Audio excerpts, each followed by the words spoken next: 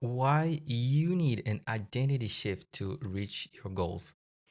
Here is a concept that may sound a little woo woo for certain people, but if it does, maybe you're in the wrong place because we're gonna go woo woo all the way in. Um, so, this concept of identity shift is something that I experienced as a dancer. Um, from my 16 to many years after, I used to dance a lot and I used to go on stage in front of thousands of people and just do my show. One thing I realized is when I got into a certain emotional like persona, I would become way better at expressing my art. So it is something I experienced quite a few times as an artist. But when I got into business, it was not so obvious. And it's not after, I would say, many years that I was exposed to Tony Robbins and Joe Dispenza that I realized that it's something I was doing just a little, but I could go way further into that persona that would help me reach don't, what I can't reach at the moment. So the idea is fairly simple. Is you are probably somewhere here as a person. So here, yeah, and you wanna get there, and you're not that person yet. So that person in your future, it's not really you. So it has a few features that look like you, but that person has different results, different emotions, probably a different environment. And what you try to do is you try to go to get there. Most people, they try to do that, and every time they try to reach something different, they just understand that they're not the right person because next thing you know, you just fall. And this is something that I think is really, really important, is knowing that you are not the person who can get the results yet, and you have to become that person. Um, there are many ways to reach that. It's not something because I have a lot of friends who went to some programs and they were saying, well, you just write this and then you're just going to become that person. But it's not exactly how it works because it's not a matter of writing something or just like keeping saying it that makes it become true. It's the identity shift. So if you're writing something you don't believe in, if you read something you don't believe in, it's not gonna help you in any way. So what you have to do is to behave like the person you want to be. And most of us, we don't know who that person is. And there are two ways to know who that person is. You can start from your head, which is what most entrepreneurs do, and it will lead you to a certain point which is not necessarily where you want to go. Why? Because we are all conditioned as individuals, conditioned by the society, conditioned by the family, conditioned by everything we think we should do, and not what we really want to do. So if you start from there, you're gonna create something that is not exactly you, but that is, I would say, like an alter ego. That is maybe had like wounds and fears and stuff, and you might create something out of those fears. Let's say you didn't you were not loved enough, so you're creating your business to be loved by your clients, by an audience. They don't even realize it until you get coached by someone who can like see the pattern in you, and then next thing you know, you reach your goals and you're unsatisfied. Why? Just because you created something out of a fear, and now that you got it, it it didn't make the fear or the wound go away. It's still there, and you're like, now that I have this million, now that I have this audience, I still don't feel loved enough. So that's the reason why creating from your head only is very, very limited. Or you can create from your potential, which requires to tap into that potential, tap into your true essence, and make it like go on the surface and then create from there, which is not easy. And most of the time you cannot create from there because you've never been there. So you have to access to an altered consciousness state of consciousness, sorry, that you can reach through breath work, visualization, meditation, or any other form that will just make you go, for those who know about brainwaves, from a beta to alpha to theta eventually. And once you're there, there's nothing that matters. So your wounds, your fear, it's like it doesn't exist. So once you're there, you can tap into that true self. Some people call it higher self, but I don't like, the fact that you could say that it's higher or lower or anything, but that true self, your true essence. And once you're there, you can tap into that and let that inspire you. So it's not coming from your mind, it's not coming from your wounds, it's not coming from your fears, it comes from your true potential. And when it comes from your true potential, that's something that can last forever, because that's your essence basically. So once you tap into that, then you can recreate some things. So you're like, okay, if I am that person, if when I reach my true potential, this is who I am. I will let that inspire me. I will let that inspire my actions. But it's not a matter of, well, your future self has done this and that and how many millions. We don't care about that. It's about a state of being. So your future self might be, or your full potential self might be someone who has fun in the business, someone who makes money without hassle, someone who does not need to sacrifice anything. So if you can tap into that, and you can tap into that energy, and you create from that energy, your results gonna change no matter what. And it may not change from the get-go. You might need to fully believe, because sometimes without you knowing it, you're still embodying the like past version. So it's a matter of practicing, of faith, of having the courage to be not someone else, but your true self, your true essence. Lately, I mean, for the past year, that's what I've been doing. So it's something I've been doing for many years. But last year, I think that I jumped another leap by daring to forget about pretty much everything. I was like, I learned all those things in the mastermind, and everything. And that was fine. But that was not necessarily me 100%.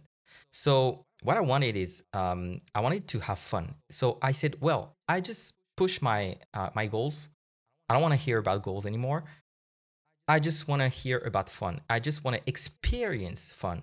So what I did is not take something from a goal and then, like put it in my present and then try to do it. It's like I start from me. Whatever feels living inside of me, whatever feels fun, that's what I'm gonna do. And that's a very, very different way of operating. It can be scary because there's no blueprint. Most people won't tell you this. Most mentors, most coaches will tell you, well, set a goal, and then you're going to walk towards that goal. But who you are becoming by walking the walk towards that goal may not be who you're supposed to be. And that's how there are so many entrepreneurs not being themselves, so many entrepreneurs doing things without them even knowing it, like to please their parents, to take a revenge on life, to do anything that is not them. If you don't count that, and if you just focus on your true self, like where it is their energy, you don't have to be motivated. A lot of people are like, well, you need goals, you need to be motivated, here is what you can do to like spark your motivation and stuff.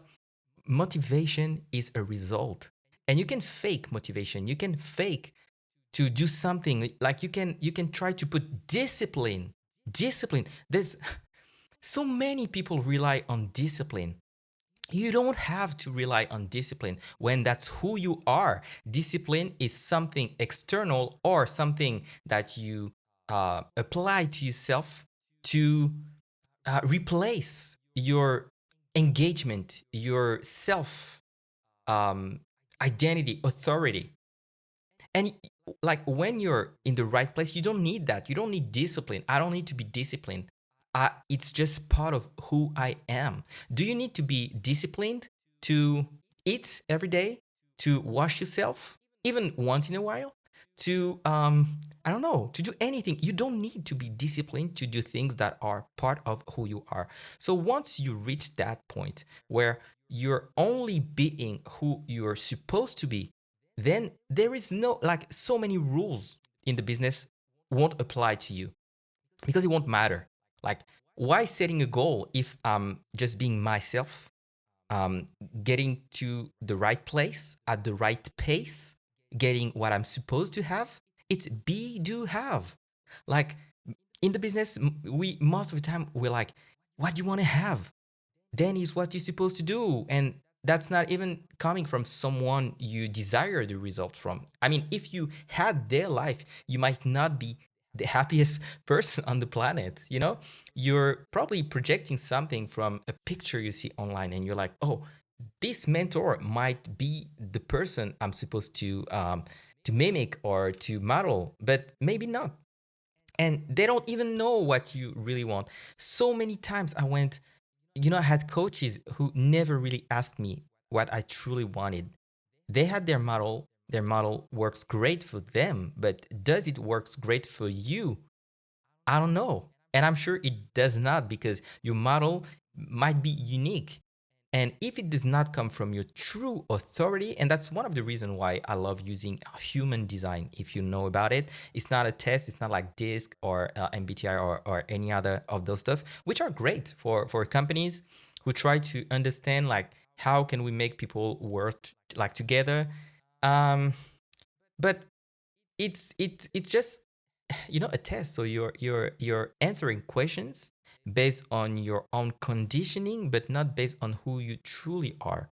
And human design is not a test, is a reading. So we read something, and it sounds woo woo, but I've used this so many times, like hundreds of times, and I'm pretty sure that it works pretty well. So anyway, yeah, what I wanted to say today is that identity shift is something you should absolutely focus on. And when does the shift happen? We never know. You never know when the shift, not the shit, the shit happens all the time, but the shift does happen when it has to happen. But what you can do is every single day be that person. Every single day aim to be a little bit more like you, a little bit less like your past self. That was just a version of a wounded, like children, of a sad person, of an angry person, of someone who's been abused, or anything else. And it's a matter of walking the walk every single day. It's a matter of consciousness, of putting like intention, consciousness around what you want to experience in life. It's about starting your day knowing and choosing what you want to experience. Will you experience that 100%? Absolutely not. This is what life is about. Many things will happen without you, to have a word to say about it. But once you have decided, it's not like, oh, it's up and down and up and down. It's like, shoop, yeah, a little bit of a down, sure. But then I just focus on, I decided this morning that I would be that person. So I won't let anything, I won't let any hater, I won't let any Facebook ad account shut down, ruining my day. Even a day is already too much, because I decided who I was supposed to be. And if I have to be that person, I will be that person. If I have to do things a different way because I know who I am, so the part of what I do is just an extension of who I am. And once I know who I am, I can just follow what I do because that's part of who I am. And then it leads me to understand what I can get, and also to understand as a feedback loop who I am. It can be a little bit hard to follow, but with a certain paradigm is just a matter of like um, thinking before doing. But once you're your true self, it's a matter of doing before thinking. Because when you're the truest version of yourself, It's not a matter of what should I do. It's just a matter of doing it because you are about it. You are about who you are. So everything that comes from you is you. And then by seeing what's happening in real life, you understand more about who you are, and it feeds a feedback loop. So when I started to do breath work, of course, I I've had pretty much since I'm a kid, like a high level of awareness of who I am. But then it became, well, the more I evolve, the more I discover who I am. And at some point, I started to do things, and the, when I was doing them, I was like, at the same time, it's as if I was inside of me and I was outside of me, and I was like, huh, really, this is what I can do. Then be it. So now it fits the loop. I am the one who can do that. Um, and then the more I did who I was, the more I understood who I truly was. And I don't believe there is a way of knowing that before experiencing it in the real world. So, just long story short, if you're just creating something out of nowhere, if you're just using, um, what's the name again of the book? It's called Psycho-Cybernetics. Yeah, some people do it just from the head. It's like, oh, I'm gonna create something. You don't create you. Of course, you're a co-creator, but you don't, if you create something from scratch, like where do you create that from? Are you sure that you create that from the highest version of you, the most sovereign version of you, or like the most wounded version of you, the most scared version of you that tries to overcompensate something by doing something in the business? You never know. And sometimes you think you know, but you don't know because, of course, that's something unconscious.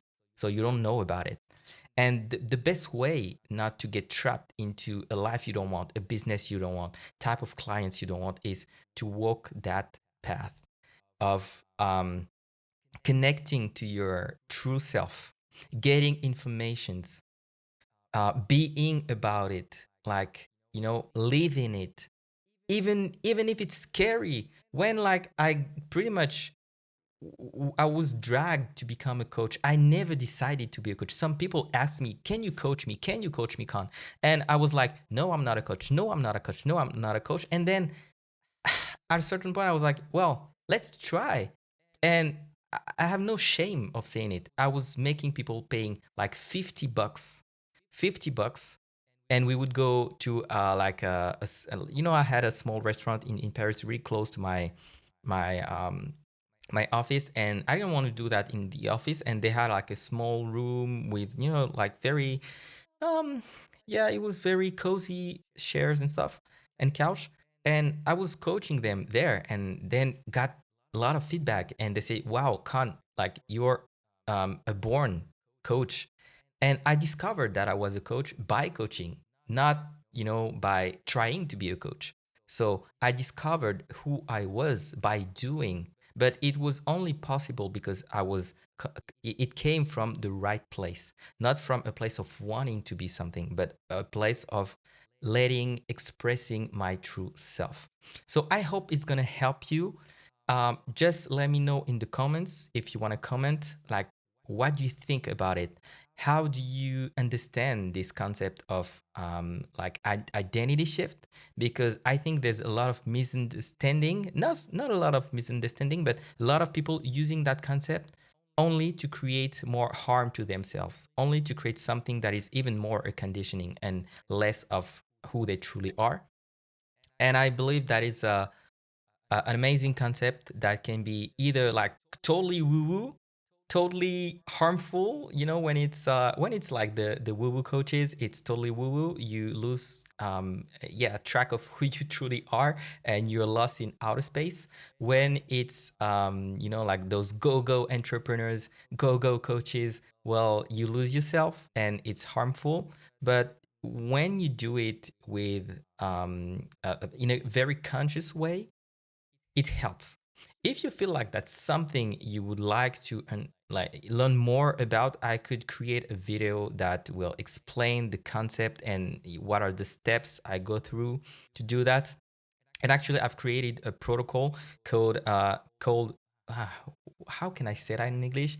Is it will be embody your personal legend. Yeah, and it's a protocol that really helps people tap into their true self, their true ambition, their true vision. Let that sink in, and then have them embody this so they can understand who they are and yeah, feed that feedback, healthy feedback loop. So that's it for the video. I didn't plan on going on a rant for 20 minutes, but this is how it is.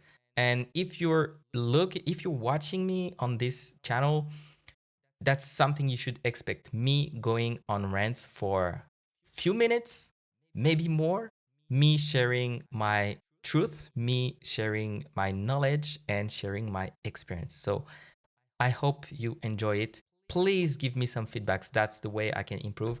And if I've misused a word, please help me improve my English. So I talk to you soon.